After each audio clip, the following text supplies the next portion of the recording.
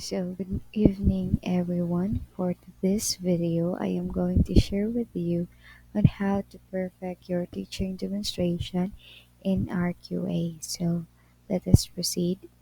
So, here is my RQA last year. Meron po itong education level, training level, experience, LED, PPST CUI, and PPST NCUI. So now let us focus to the PPST CUI, which is the teaching demonstration.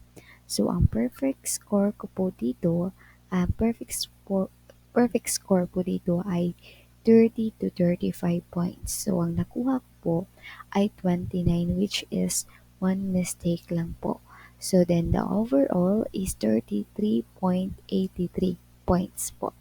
So, ano nga ba yung mga strategies para ma-perfect mo ang demo? So, ang mga strategies na ito ay base sa aking mga karanasan. So, let us now proceed sa mga indicators na isa sa mga importante para makuha ang perfect score. So, kung ikaw ay magde-demo sa junior high school at senior high school, kailangan ay major mo ito. So, ako po ay isang major in Filipino. So, kailangan yung i-demo ko po ay Filipino. So, nag-demo rin po ako sa elementary.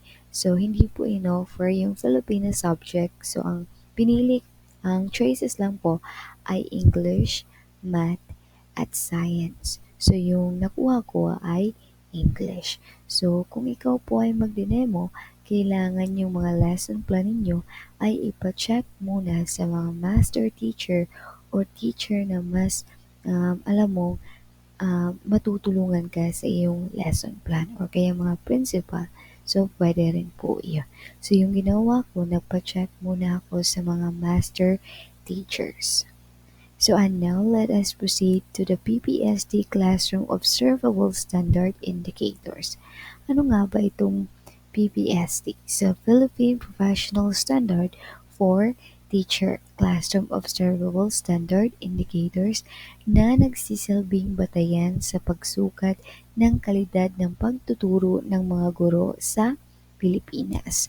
Ang mga pamantayang ito ay makakatulong sa mga guro upang mapahusay ang kanilang kasanayan sa pagtuturo, matiyak ang mabisang pagkatuto ng mga mag-aaral at masunod ang itinakdang curriculum.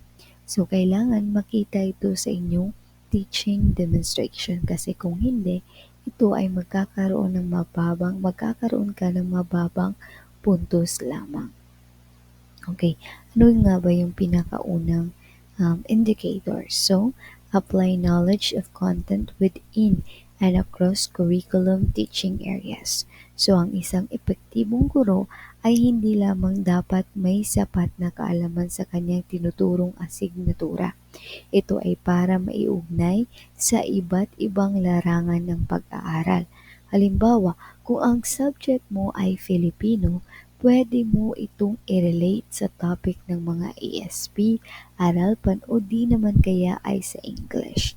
At ito ay tinatawag na within and across the curriculum. I-relate mo lang ito sa other subject. Yung mga paksa, i-relate mo lang sa other subject. Of course, kailangan nakarelate rin. Hindi lang basta-basta ka nagre-relate ng hindi naman connected. Okay, mahalaga ito upang magkaroon ng mas malalim na pag-unawa ang mag-aral at makita ang koneksyon ng iba't ibang kaalaman sa kanilang pang-araw-araw na buhay.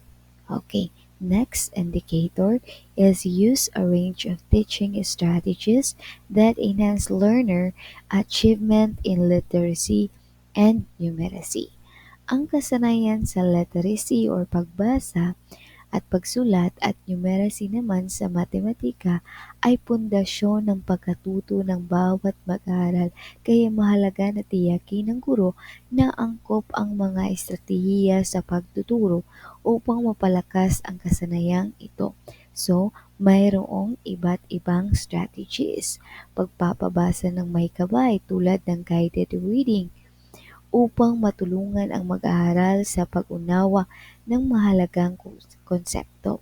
Ang kasunod naman, paggamit ng real-world problem sa pagtuturo ng matematika upang makita ng mga mag-aaral ang kahalagahan nito sa kanilang buhay.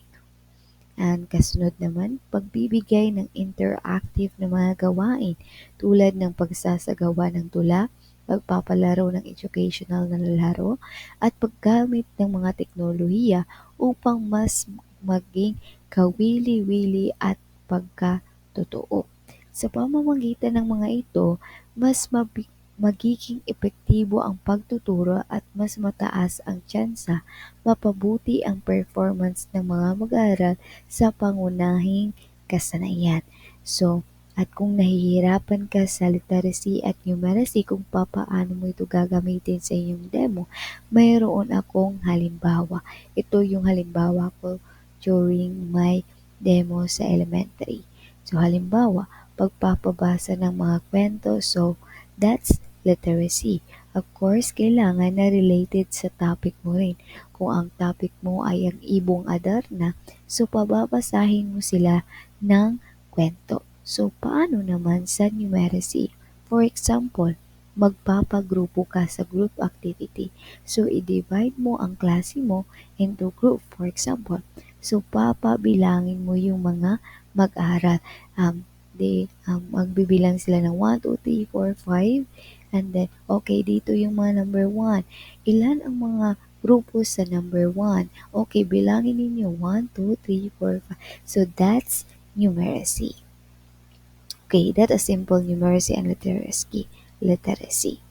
So, let's proceed to apply a range of teaching strategies to develop critical and creative thinking as well as other higher order thinking skills. So, ang isang mahalagang layunin ng edukasyon ay ang pagtulong sa mga mag-aral na maging independent palaisip, hindi lamang umasa sa pagsasaulo ng impormasyon.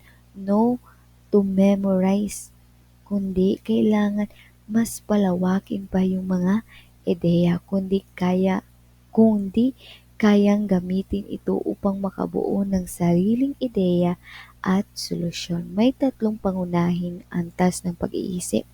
Okay, analysis, evaluation, and creativity. So, pagsuri, pagtuturo ng mag-aaral kung paano hahatiin ang ideya o problema sa mas maliit na bahagi upang mas maintindihan ito. So, sa evaluation, pagtuturo kung paano magsuri at magbigay ng matalinong opinyon batay sa ebidensya. So, sa creativity naman tayo, pagtutulak sa mga mag-aaral na lumikha ng bago mula sa kanilang natutunan tulad ng paggawa ng proyekto, pagsulat ng tula o pagbuo ng solusyon ng isang problema. So, hahayaan mo yung mga mag-aaral mo na sila ang gumawa at sila ang mag-iisip.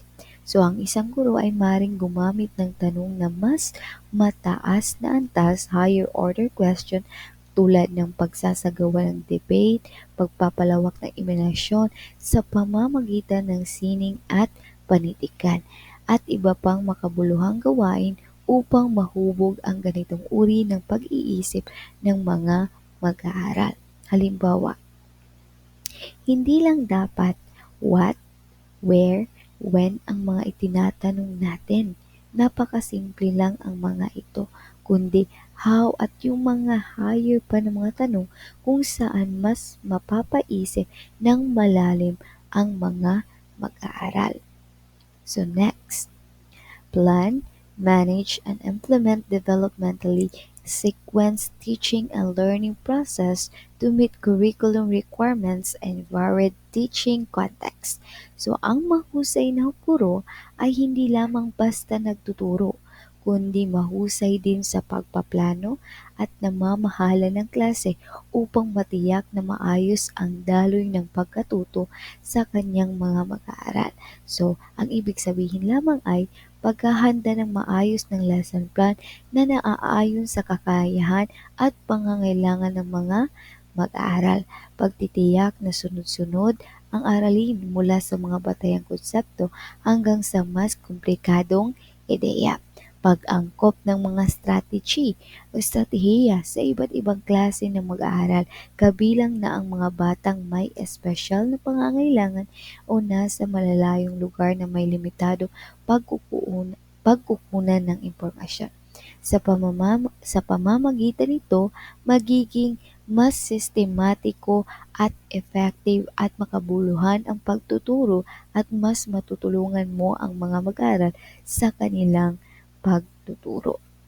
Okay, let's proceed to the next indicator, which is the design, select, organize, and use diagnostic, formative, summative assessment strategies consistent with curriculum requirements. So, ang pagsusuri o assessment ay mahalagang bahagi ng pagtuturo dahil dito malalaman ng guro kung natututo ang kanyang mag-aaral at kung may dapat baguhin o pagbutihin sa kanyang pamamaraan ng pagtuturo. Siyempre, dito natin malalaman kung effective ba yung pagtuturo natin. So, may tatlong pangunahing uri ng assessment. Ito ang diagnostic. So, una yung diagnostic, ginagamit bago magsimula. So, ibig sabihin, bago pa mag-start ang iyong klase, mayroon ng assessment. Ang isang aralin upang malaman kung ano ang alam ng mga mag-aaral at kung anong aspeto ng pangangailangan ng masusing pagtutok. Halimbawa, pre-test, initial interviews. So, ito yung halimbawa sa mga diagnostic. So, ano naman ang sa formative assessment? Ginagamit habang tinuturo ang aralin upang masukat ang progreso ng mag-aaral at mabigyan sila ng agarang feedback. For example, quizzes, recitation, at peer evaluation. So, yun yung mga halimbawa sa formative assessment. So next is summative assessment. Ano nga ba itong summative assessment? Ginagamit pagkatapos ng isang unit ng pag-aaral upang matukoy kung gaano kabisa ang pagtuturo at pagkatuto. Dito na natin nalalaman kung nakikinig ba talaga sila sa ating tinuturo. Halimbawa, major exam, final project, or written project, or kaya naman quiz, mga test, okay, mga exam. So, mahalaga na ang lahat ng pagsusulit at pagtataya ay nakaakma sa curriculum upang matiyak na sumusunod ito sa itinakdang pamantayan ng edukasyon sa bansa. So, okay. Kinakailangan na mayroon kang diagnostic, formative at summative para malaman natin kung effective yung naging pagtuturo mo. So, ang pamantayan ng PPST ay nagsisilbing gabay sa mga guro upang mas mapabuti ang kanilang kasanayan sa pagtuturo. Una, may sapat na kaalaman sa kanyang asignatura at kayang iugnay ito sa ibang larangan. So, yun yung first indicator, di ba? Gumamit ng iba't ibang estratehiya upang mapaunlad ang kasanayan ng pagbasa, pagsulat at matematika. Second indicator, tumutulong sa mag-aaral na magkaroon ng mas mataas na antas ng pag-iisip. So, tatlong indicator. So, mahusay na pagpaplano at pagsasaayos ng kanyang mga aralin. So, that is the 4 indicator. At ang panghuling indicator, gumagamit ng pagtataya upang masukat ang pagkatuto ng mga mag-aaral. Sa pagsunod ng pamantayang ito, mas magiging effective o epektibo ang pagtuturo, mas makakamit ng mag-aaral ang kanilang potensyal at mas mapaunlad ang kalidad ng edukasyon sa Pilipinas. So, ang mga ito ay ilan lamang sa mga halimbawa na indicator na uh,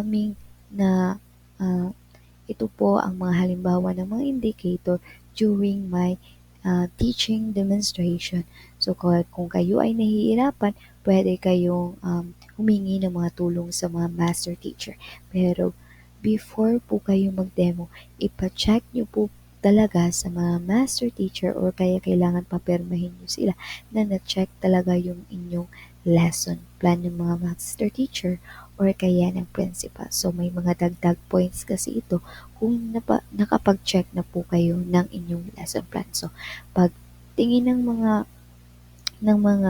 mag mag-score sa inyo, so pagtingin nila ay na-check na pala ito ng mga master teacher. So that is very good points sa mga magbibigay ng mga puntos sa inyo.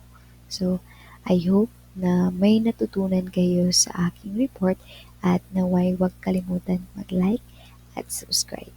At yun lamang po at maraming salamat at good evening sa lahat.